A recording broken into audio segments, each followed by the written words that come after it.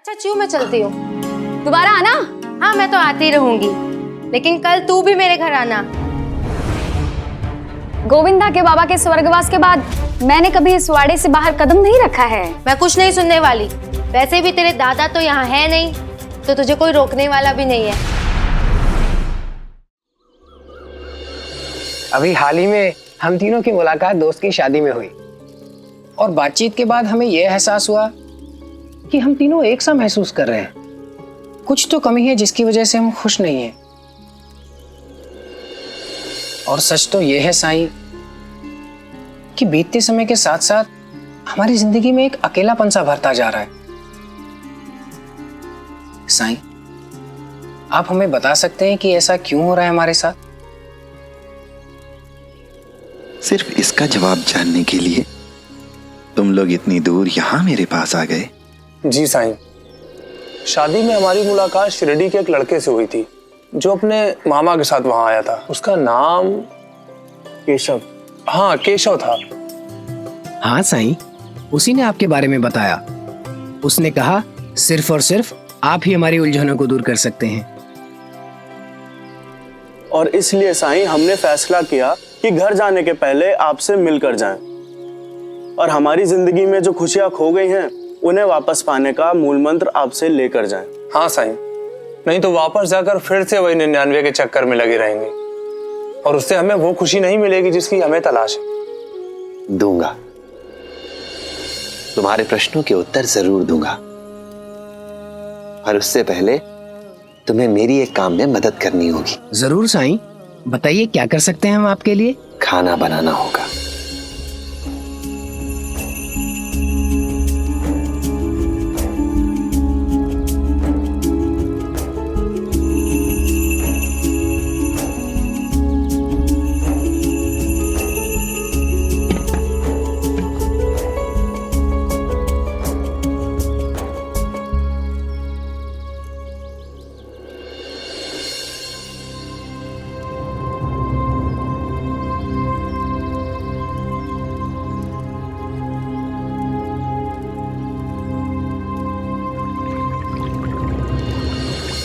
तुम्हें पक्का यकीन है कि हमने यहाँ पर आकर कोई गलती नहीं की? मतलब खाना बनाने से हमें हमारे सवालों के जवाब कैसे मिल जाएंगे? अब जब यहाँ आ ही गए हैं तो साईं जो कह रहे हैं वो कर देते हैं। याद है ना केशव ने क्या कहा था? कि साईं का समाधान बताने का तरीका निराला है, और क्या पता हमें अपने सवालों का जवाब इस तरीके से मिल जाए।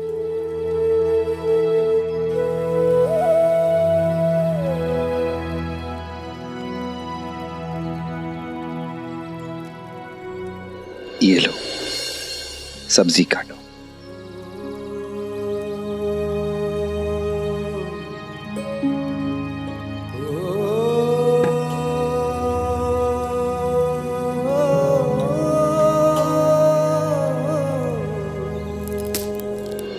आओ आओ। पहले ये बता, तेरे दादा गए ना? हाँ हाँ, अब हम लोग बैठकर आराम से बातें करेंगे, वरना वो तेरे खड़ूस दादा।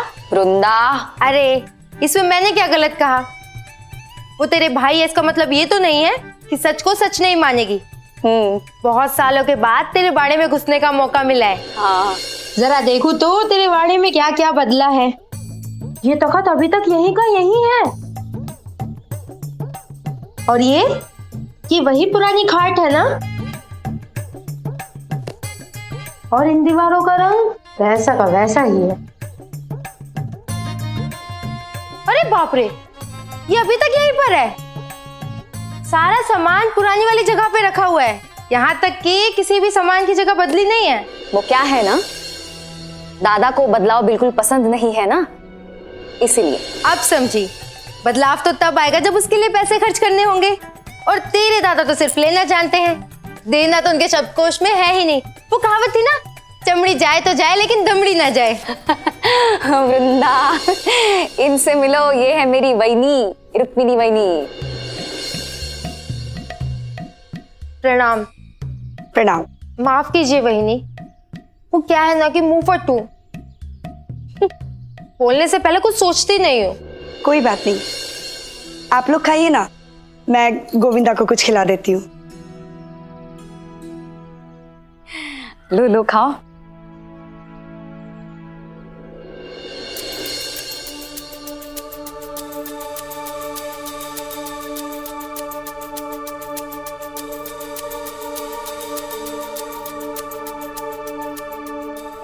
ये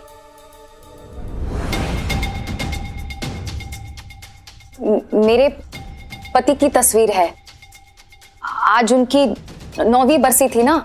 इतनी कम उम्र में क्या हुआ था? अब बड़ी लंबी कहानी है, तो फिर कभी सुनाऊंगी। तुम बताओ, अपने बारे में बताओ ना। क्या बताऊं? चल बता ही देती हूँ। पूना में हमारा इससे भी बड़ा वाड़ा है, 2 प्यारे प्यारे बच्चे हैं, अभी अपने दादा दादी के पास हैं। अच्छा तू बता, तेरे कितने बच्चे हैं? एक है गोविंद, ये है मेरा लाडला बेटा गोविंदा। गोविंदा, मैं खाना खा रहा हूँ आई। बहुत शरारती है। गोविंदा, यहाँ आओ। मैं खाना छोड़कर नहीं आऊंगा आई।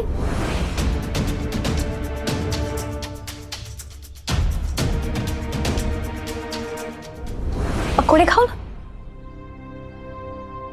गोविंदा, आई से ऐसे बात नहीं करते हैं। आई बुला रही है ना, जाओ।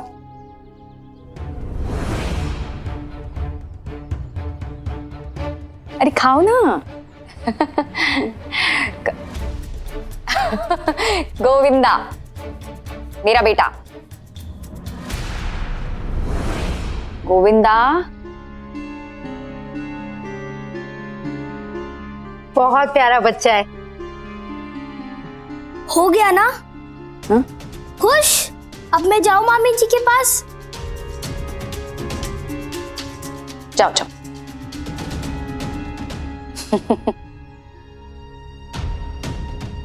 पागल है।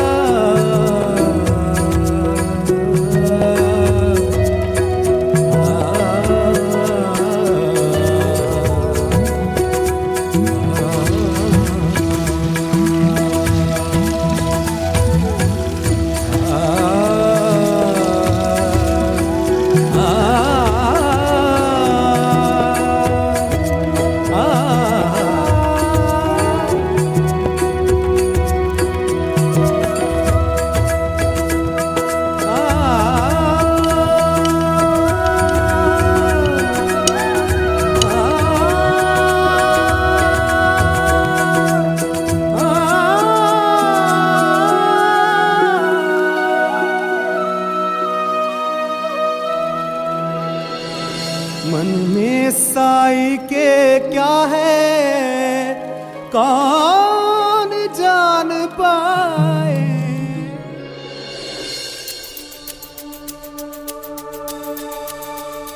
एक बात बता, वही नहीं तेरे बेटे को पाल रही है ना?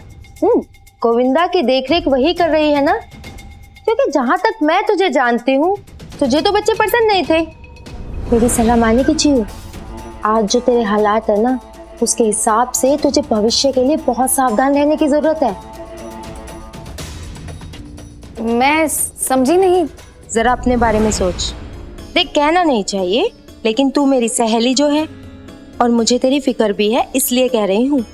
तेरे पास अपना कहने के लिए है ही कौन? सिर्फ तेरा एक बेटा गोविंदा ही तो है। एक विधवा औरत को कभी भी अपनी संतान की देखरेख को अनदेखा नहीं करना चाहिए। अब पति जो था वो भगवान ने छीन लिया, तेरे पास अब बचा ही कौन? तेरा इकलौता सहारा तेरा बेटा गोविंदा ही तो बचा, उसे भी अपने से दूर किए हुए है। ऐसी गलती मत कर। भविष्य में जब भी तुझे उसकी जरूरत पड़ेगी ना, वो तेरे पास नहीं आएगा, वो उसके पास जाएगा जिसे उससे प्यार मिला है। वो अपनी मामी के पास जाएगा। और अभी भी तो वो तेरी नहीं अपनी मामी की तो सुन रहा है। भगवान जाने भविष्य में क्या होगा।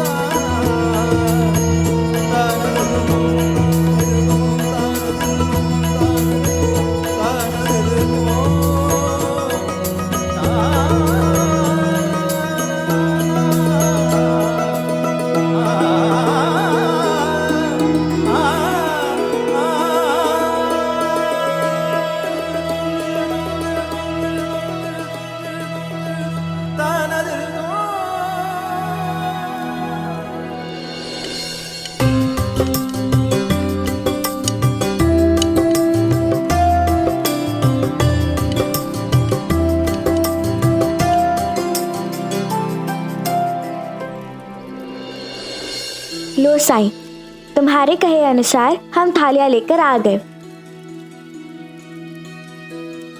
साईं, कुछ थालियां हमारे पास थी और ये चांदी और पीतल की थाली हम किसी से मांग कर लाए हैं। शुक्रिया। अब ये थालियां वहां एक के बाद एक करके रख दो। जाओ।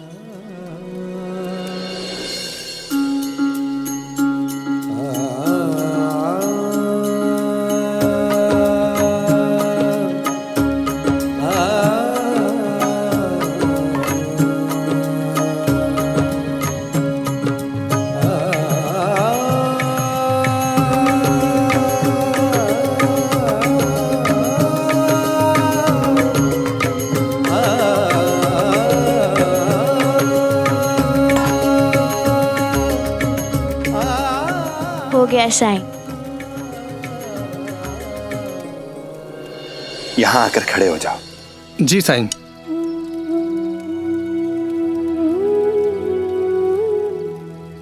जी साईं। और क्या करना है साईं? बचपन में तुम लोगों ने आपस में दौड़ तो जरूर लगाई होगी। जी साईं, बड़ा मजा आता था आपस में दौड़ लगाने में। और मैं हमेशा प्रथम आता था। हाँ, लेकिन पीछे से। आज भी तुम्हें कुछ वैसा ही करना है। वहां सामने रखी थाली में से तुम्हें एक थाली दौड़कर उठानी है। पर हां, याद रहे कि इससे जीत हार का फैसला नहीं होगा। जो जिस थाली को उठाएगा उसे भोजन उसी थाली में मिलेगा। ठीक है?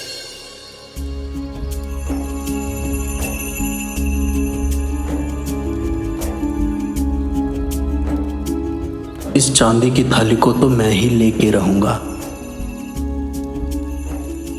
देखता हूँ इस चांदी की थाली को मुझसे कौन छीनता है। तो तैयार? जी साईं।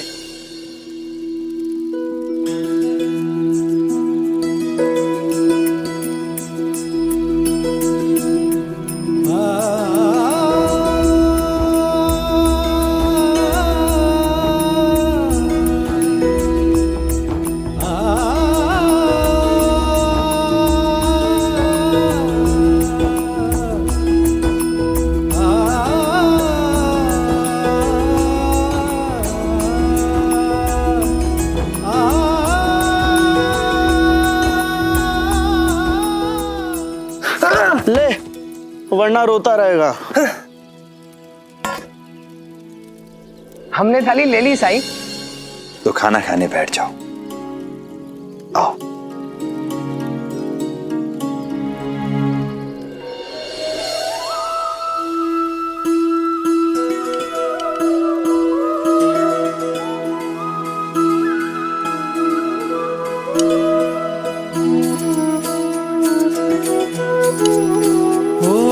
जिसके हृदय में दया भरी हो, करुणा में जो सर्वोपरि हो, निर्बल का जो बने सहारा, हृदय वही तो हरि का धाम। हरे कृष्णा हरे राम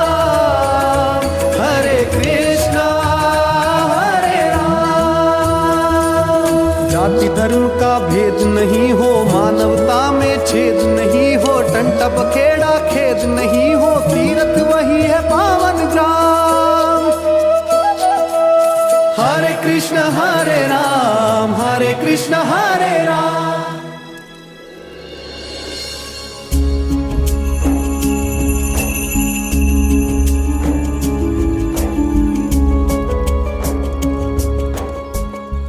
शुरू करो। हे देवा, दोपहर होने को आई है और मैं अभी तक यहीं पर हूँ। तो थोड़ी देर में दोपहर का खाना खाने मेरे पति घर आने ही वाले होंगे और मैं यहाँ बैठ के गप्पे मार रही हूँ, कुछ बनाया भी नहीं है। अच्छा चिऊ, मैं चलती हूँ। दोबारा आना। हाँ, मैं तो आती रहूंगी, लेकिन कल तू भी मेरे घर आना।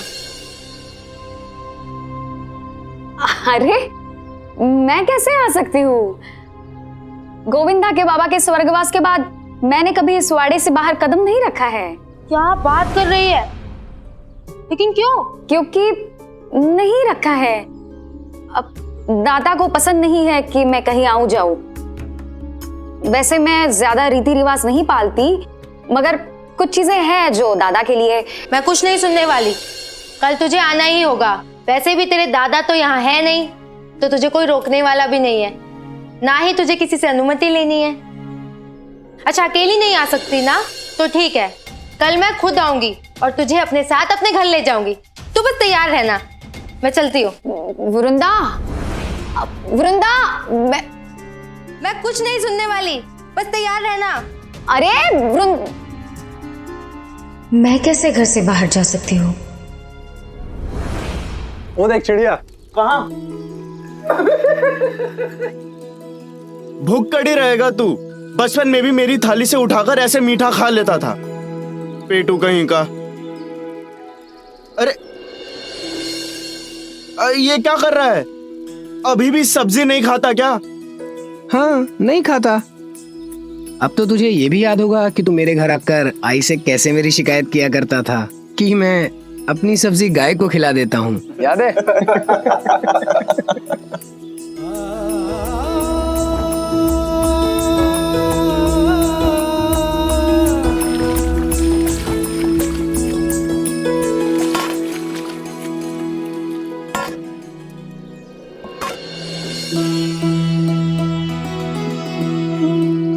अब कैसा महसूस कर रहे हो? बहुत अच्छा साईं। केशव ने बिल्कुल सही कहा था, यहाँ आकर हमें कुछ बदलाव तो आया है। हाँ साईं, हमें अंदर से खुशी महसूस हो रही है, लेकिन समझ नहीं आ रहा ये सब कैसे हुआ। क्या ये आपका चमत्कार है साईं? आओ बैठो।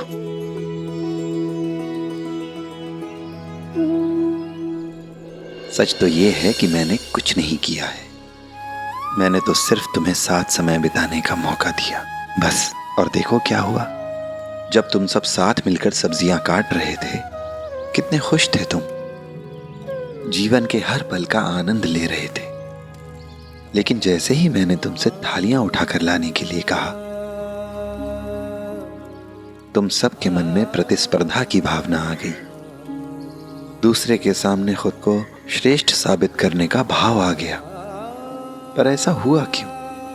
थाली चाहे सोने की हो या चांदी की, तांबे की, पीतल की, या सिर्फ एक पत्ता ही क्यों ना हो, थाली बड़ी हो, छोटी हो, कीमती हो या सस्ती हो, इससे भोजन के स्वाद पर कोई फर्क नहीं पड़ता।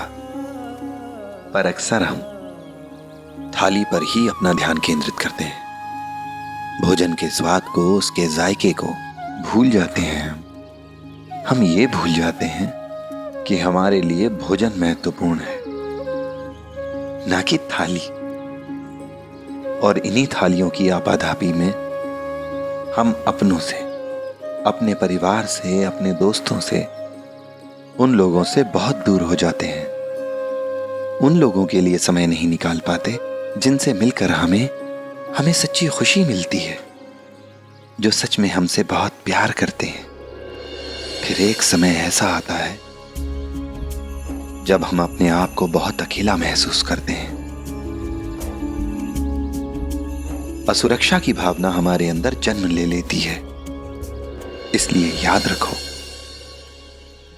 हमें उन लोगों के साथ समय बिताना चाहिए जिनसे मिलकर हमें सच्ची खुशी मिलती है, अच्छा लगता है हमें।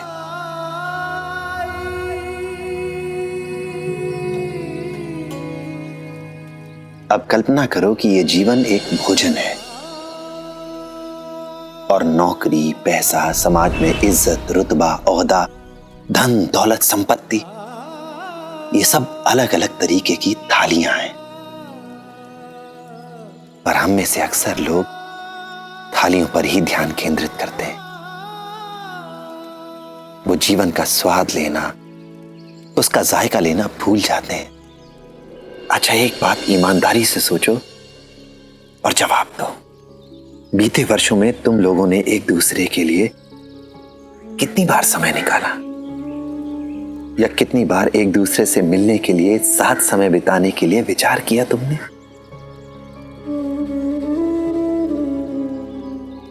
एक दूसरे को दिल से याद किया, सोचा? नहीं ना।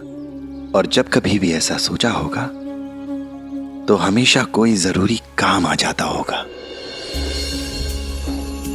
ठीक कह रहा हूं ना मैं? हाँ साईं, लेकिन आप कह रहे हैं साईं, यहाँ आकर हम तीनों दोस्तों ने एक साथ समय बिताया, इसीलिए हमें खुशी महसूस हो रही है। पर साईं, साथ तो हम उस शादी में भी थे, उस समय हमें ऐसी खुशी क्यों महसूस नहीं हुई? क्योंकि वहां तुम दोस्त की नहीं, अतिथि की हैसियत से गए थे, और वहां समाज के सामने, एक दूसरे के सामने तुम खुद को श्रेष्ठ साबित करने में लगे रहे। इसलिए तुम मिलकर भी नहीं मिल सके। तुम्हारे परिवार के कपड़े कैसे हैं, तुम्हारे गहने कैसे हैं, तुम दूसरों के सामने खास लगो, अलग लगो, विशिष्ट लगो, इसी पर तुम्हारा ध्यान केंद्रित रहा। और एक दूसरे के सामने होने पर भी तुम सच मायने में एक दूसरे से मिल नहीं सके। सच मायने में वो शादी भी एक तरह की थाली ही थी। लेकिन यहां तुम सब एक दूसरे से मिलकर बहुत खुश थे, मिलकर काम कर रहे थे, क्योंकि ना तो तुम्हारे मन में कुछ पाने की लालसा थी और ना कुछ खो जाने का डर। यहां कुछ साबित नहीं करना था तुम्हें, इसीलिए तुम बिना किसी तनाव के, बिना किसी बोझ के, बिना किसी चिंता के एक दूसरे के साथ बहुत खुश थे। ठीक वैसे ही जैसे तुम अपने बचपन में हुआ करते थे। केवल एक उस पल को छोड़कर जब तुम सब ने एक दूसरे की थालियां देखी और सोचा कि मुझे वो महंगी वाली चांदी की थाली क्यों नहीं मिली।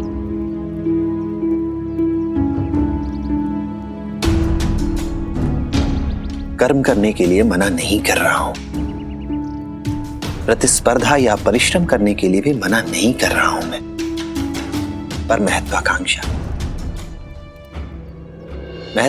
की कोई सीमा तो निर्धारित करोगे ना। और अगर उसकी भी सीमा निर्धारित नहीं करते हो तो कोई बात नहीं, ये तुम्हारा जीवन है और तुम इसे अपनी तरह से जीने के लिए पूरी तरह से आजाद हो। लेकिन फिर जिंदगी से भी कोई गिला शिकवा मत करो। अगर तुम्हें चुनना है कि तुम्हें क्या चाहिए तो उसकी कीमत चुकाने के लिए भी तैयार रहो। याद रखना, अगर जीवन में थालियां बटोरते रहे तो एक समय में कबाड़ ही जमा होगा। पर ये यादें जिंदगी की कड़ी धूप में रूह को सुकून पहुंचाने वाली छांव बन जाती हैं।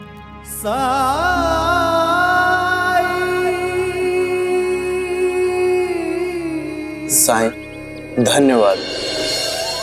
आपने हम सबकी आंखें खोल दी। हाँ साईं, आपने बिल्कुल ठीक कहा। हमें आज भी वही चीजें खुशियां देती हैं जिन्हें पाकर हम बचपन में खुश हो जाया करते थे।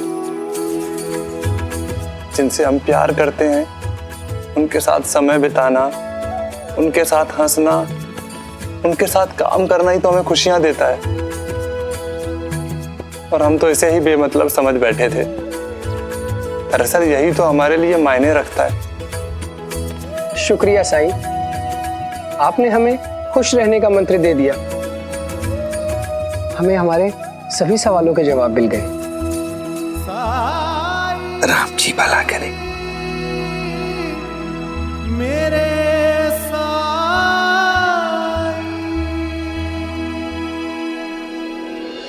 क्यों नहीं समझ रही हो वृंदा? मैं नहीं आ सकती। चिऊ चप्पल पहन, मैं कुछ नहीं सुनूंगी। पहन तू, पहन। पहन ली कुछ। अरे वही इसे समझाओ, ये मेरी बात मान ही नहीं रही है। वही नहीं, अगर समझाना है तो इसे समझाइए। आखिर इसमें बुराई क्या है अपने सहेली के घर जाने में, अपने लोगों से मिलने में?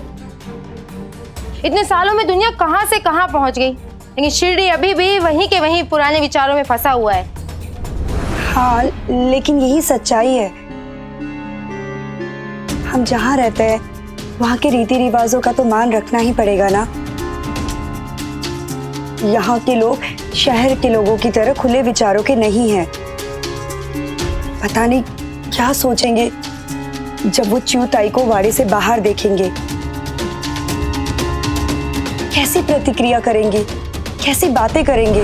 लोग क्या सोचेंगे, क्या कहेंगे, इस डर से डर रही है ना? तो आप निश्चिंत हो जाइए।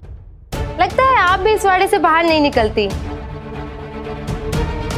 मुझे शिरडी आए हुए सिर्फ 1 दिन हुआ है और मैंने यहाँ 1-2 विधवा औरतों को भी देखा है जो बाहर रास्ते में। अरे वो निचली जाति की औरतें हैं, उनको अपना पेट भरने के लिए, परिवार पालने के लिए घर से बाहर निकलना पड़ता है। उनके पास जीवन यापन का दूसरा कोई विकल्प नहीं है। पर मेरे साथ तो ऐसा कुछ नहीं है। और वैसे भी दादा का कहना है कि हमारे परिवार की, हमारी जाति की विधवा औरतें अपनी देवड़ी के बाहर कदम नहीं रखती है।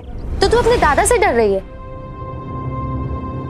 हे भगवान, चिऊ तुझे और तेरे दादा को मैं बचपन से जानती हूँ। तू उनकी लाडली बहन है, लाडली। तुझ पर गुस्सा हुए कभी? और गलती से गुस्सा हुए भी तो थोड़ा ठाट धपाट देते हैं। तू बाकी लोगों से अलग है। और डांट पड़ेगी तो वही पुराने वाले दिनों की तरह, जब तुम मुझसे मिलने आती थी और दादा तुझे डांटा करते थे। याद है चिऊ तुझे? फिर भी तू छुपते छुपाते आती थी ना, है कि नहीं? चिऊ चल। वृंदा चल चिऊ। वृंदा, च्यूताई के पहले के समय में और आज के समय में जमीन आसमान का अंतर है। मत ले जाइए इन्हें। वही नहीं, समय पहले भी वही था और अब भी वही है। आप बिल्कुल चिंता मत कीजिए, मैं खुद चिऊ को छोड़ने आऊंगी। और वैसे भी दादा तो यहाँ है नहीं, और किसी ने देख भी लिया तो कुलकर्णी सरकार की लाडली बहन के बारे में बोलने की किसकी हिम्मत होगी? चिऊ तू चल। वृंदा, वृंदा रुको। वृंदा, वृंदा, वृंदा, 9 साल हो गए मैंने इस वाड़े से बाहर कदम नहीं रखा है। चिऊ तू इस वाड़े के बाहर कदम रख चुकी है।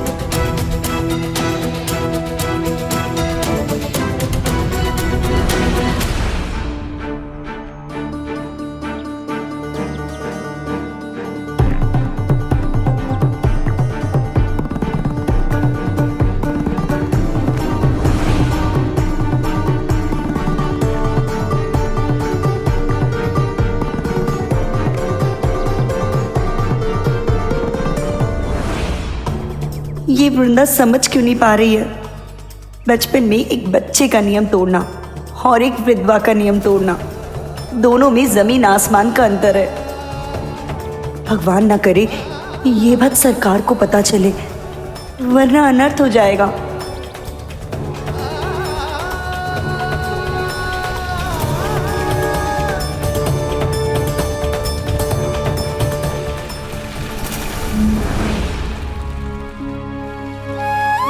प्रणाम साईं। राम जी भला करे।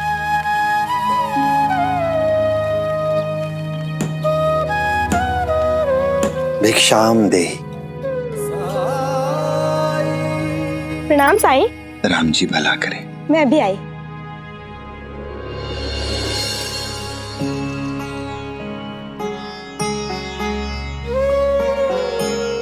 क्या आज आप इसके बदले मुझे बताशे दे सकती हैं? आज मेरा मीठा खाने का बहुत मन कर रहा है। जरूर साईं, पहली बार तो आपने मुझसे कुछ मांगा है। मन में साई के क्या है कौन जान पाए। ओम साई ओम साई ओम साई ओम साई ओम साई ओम साई ओम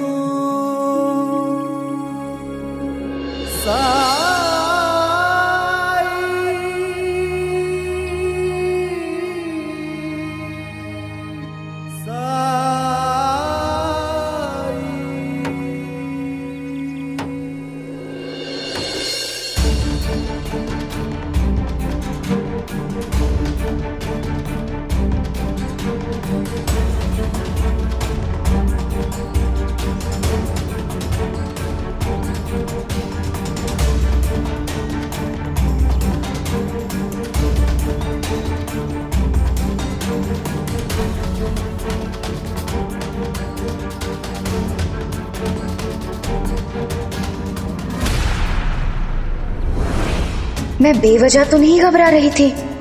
बाहर तो सब सामान्य ही लग रहा है।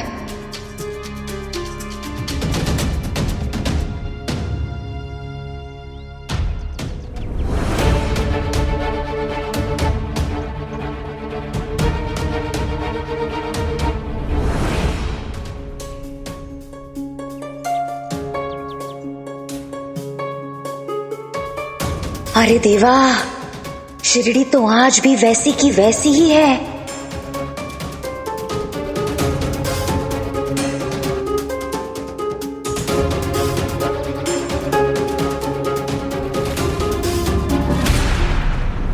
ये तो कुलकर्णी सरकार की विधवा बहन चिऊताई है ना? ये घर के बाहर क्या कर रही हैं?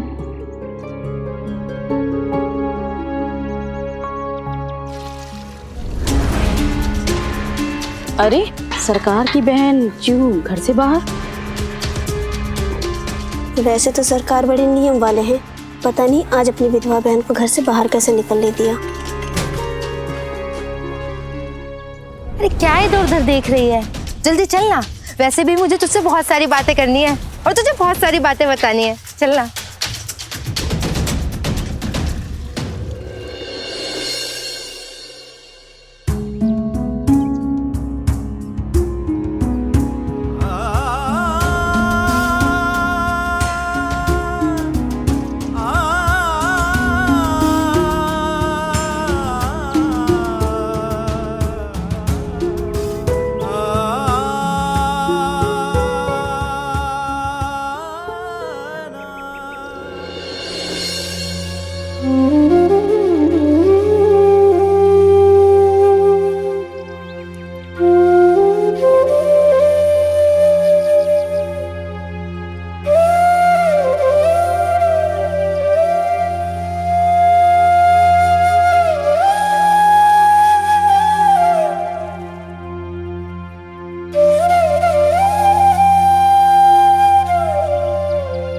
अरे हटिए, क्यों बीच में खड़े आप लोग?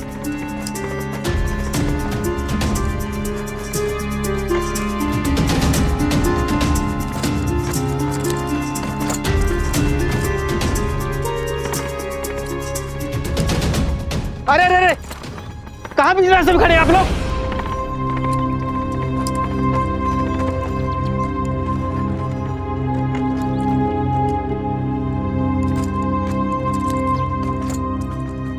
क्या मैं आपकी कुछ मदद करूं?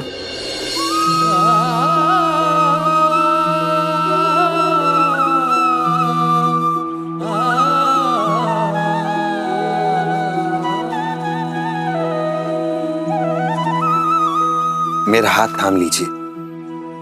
आप जहां तक जाना चाहते हैं वहां तक मैं आपको पहुंचा दूंगा।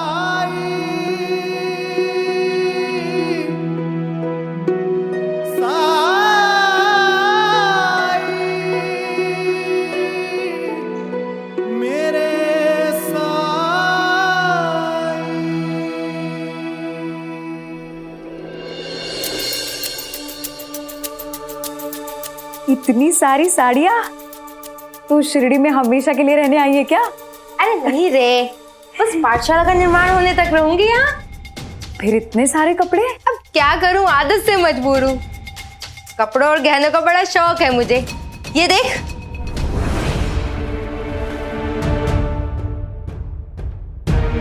इसीलिए जहां भी जाती हूँ सारे साजो सम्मान के साथ जाती हूँ। हालांकि इनकी सुरक्षा को लेके ही मेरे पति देव की रातों की नींद खराब रहती है। मुझे समझाते भी है, लेकिन मैं उनकी एक नहीं सुनती। ये सुनकर मुझे बिल्कुल भी हैरानी नहीं हो रही है। तू तो ऐसी ही थी शुरू से। तू तो ऐसे बोल रही है जैसे कि मैं तुझे जानती नहीं। तुझे भी तो बड़ा गहनों का शौक था। रुक, तुझे कुछ दिखाती हूँ।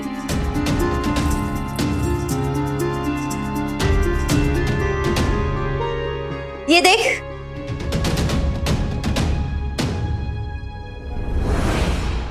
ये मेरी सासूबाई ने दिया है। ये हार मुझे मेरी मुंह दिखाई की रस्म में मिला था। रुक, तुझे पहन के दिखाती हूँ।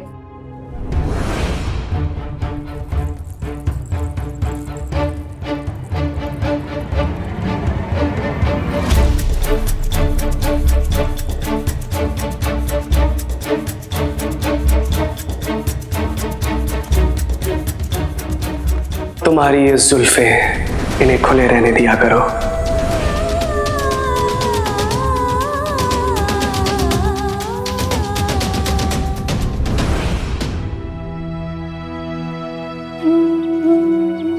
भगवान तुम्हारा भला करे बेटा। तुम्हारा बहुत बहुत धन्यवाद। ये तो मेरा फर्ज है। बताइए, कहाँ जाना है आप लोगों को? मंदिर, मंदिर जाना है हमको। हम लोग भजन गायक हैं, किसी मंदिर तक पहुंचा दो हमको। भजन गा के 2 पैसे कमाने आए हैं हम यहाँ। आइए।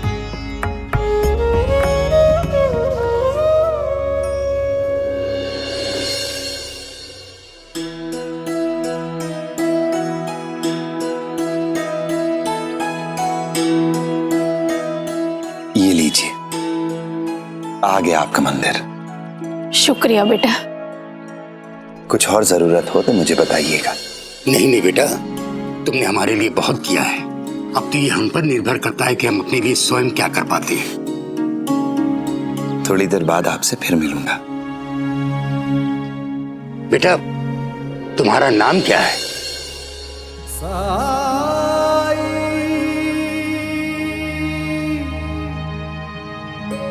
वैसे लोग मुझे साई कहते हैं।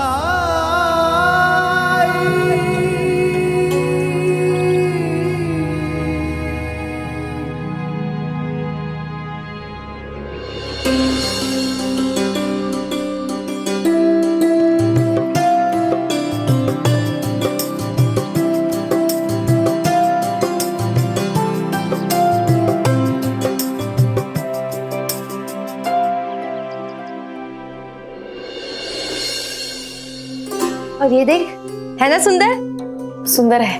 और हाँ, ये लाल साड़ी देख, मेरे पति ने दी है सालगिरह पर। अब तू तो जानती है कि मुझे चटक रंग कितने पसंद है।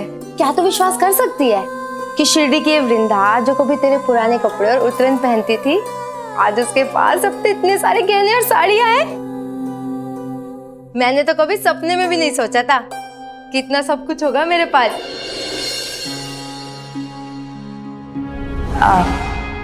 आहो।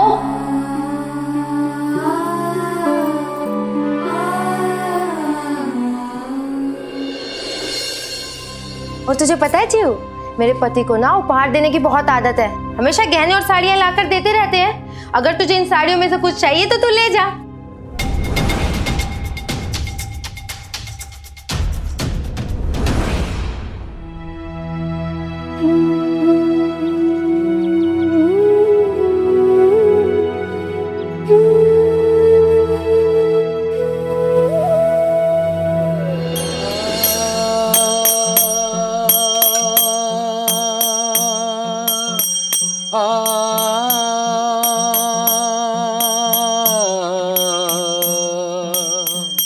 अंतर मन की आह सुनो रे, अंतर मन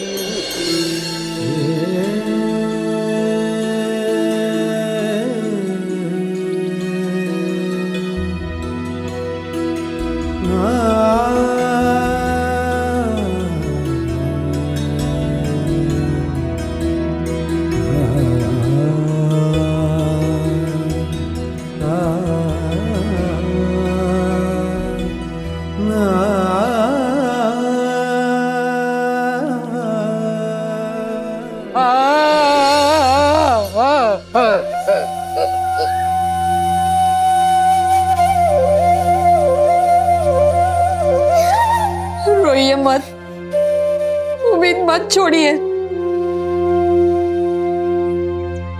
भगवान के घर पे है, वहां देर है, अंधेर नहीं है। धीरज रखिए, सब अच्छा होगा, सब अच्छा होगा।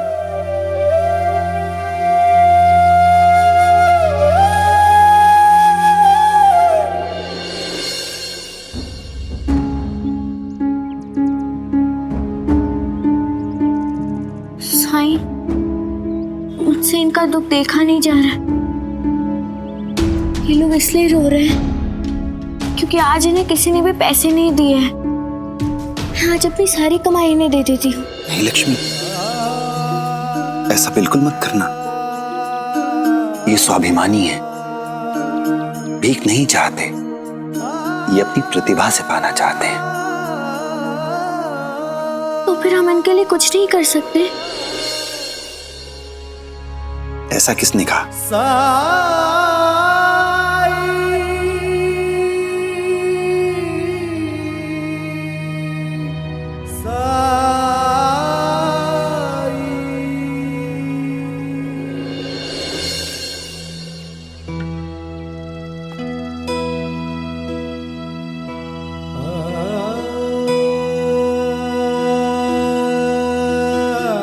इतनी सी थी मेरी पोती, जब मेरा बेटा, मेरा इकलौता बेटा और मेरी बहू हमें इस दुनिया में बेसहारा छोड़कर चले गए।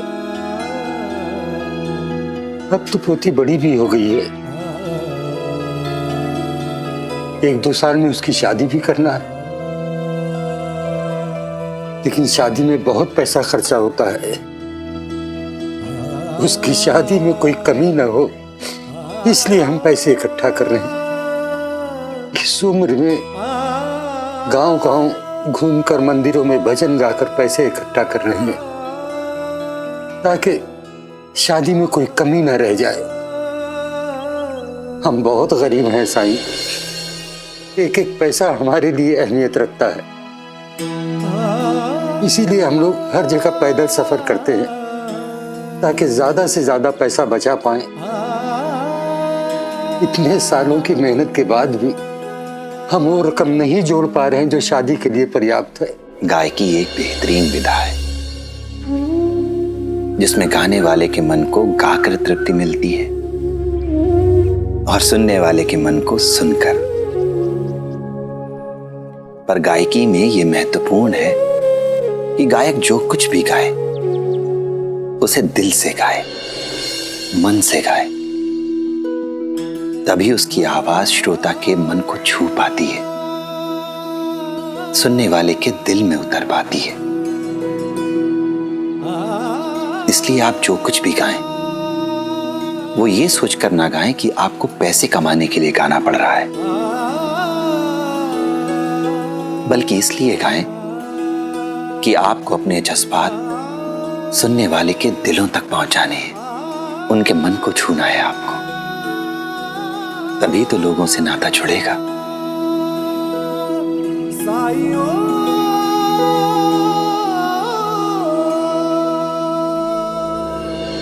लेकिन कैसे? हमें तो हर समय पैसा कमाने की चिंता सताती रहती है।